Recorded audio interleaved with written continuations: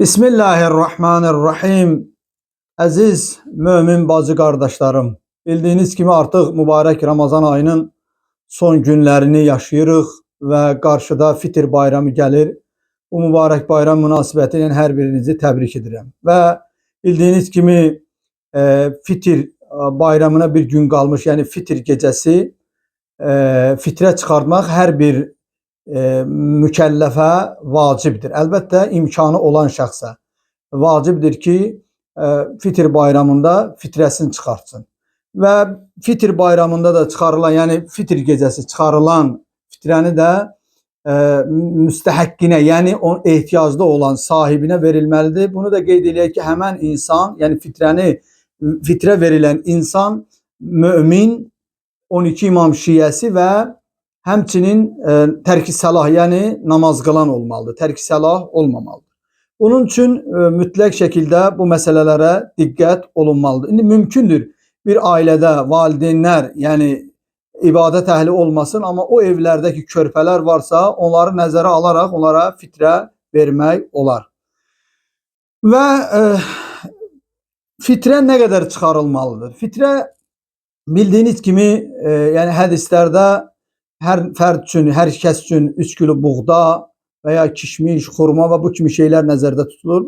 Və nəzərinizə çatdıraq ki, artıq buğda yeyinti məhsulu kimi bizdə istifadə olunmadığı üçün xurma və kişmiş digər şeylər nəzərə alaraq hər adam başına 3 kilo indi bazar qiymətinə uyğunlaşdırıb ona uyğun fitrəni çıxartmaq olar. Məsələn, deyək, orta hesabla adam başı 6-7 manat civarında fitrəni çıxarda bilər amma fitrənin çox çıxarılması daha tövsiyə olunur. Əlbəttə imkanı olanlar xəstə eləməsin, çünki fitrə İmam Sadiq əleyhissalam buyurur ki, Həzrət Peyğəmbərdən nəql edir bu hədisi, fitrə sizin illik bəlalardan xilas edir və mübarək Ramazan ayında bilərəkdən və bilməyərəkdən danışdığınız və etdiyiniz xətaların bağışlanması üçün sizə vacib edilmişdir.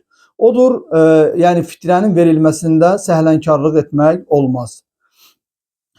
Sonradan sual olunur, bəs kart vasitəsilə fitrənin verilməsi, yəni kimlər isə kart vasitəsilə fitrə yığır və ya kimə isə kart vasitəsilə fitrə ödənilir. Bunu da nəzərinizə çatdıraq ki, yəni Ağa Sistanının nəzərinə görə kart vasitəsilə fitrə, yəni elə sosial şəbəkədə görürük ki, hərə bir kart paylaşır və fitrənin bizə verin, biz ailələrə paylayacağıq. Bunun haqqında yəni mütləq şəkildə gərək fəqihin, yəni müştəhidin və onun yəni nümayəndəliyin rəyi olmalıdır ki, bu işlər icra olunsun. Amma təəssüflər olsun, buna baxmayanlar da var və rahatlıqla da bu məsələyə belə də biganə yanaşırlar. Amma xahişimiz budur ki, yəni kimlər bu işdə məhsuldurlarsa, icazə alıblarsa, yəni onlara ünvanlasın və ya fitrə verilən o adamların ki kartına fitrə atılır, onları öz yerində vəkil etməlidirlər və onların yerində həmən adam o kartdan o pulu çıxardıb onun müstəhəqqinə, yəni ehtiyaclı olan fəqirə verməlidir.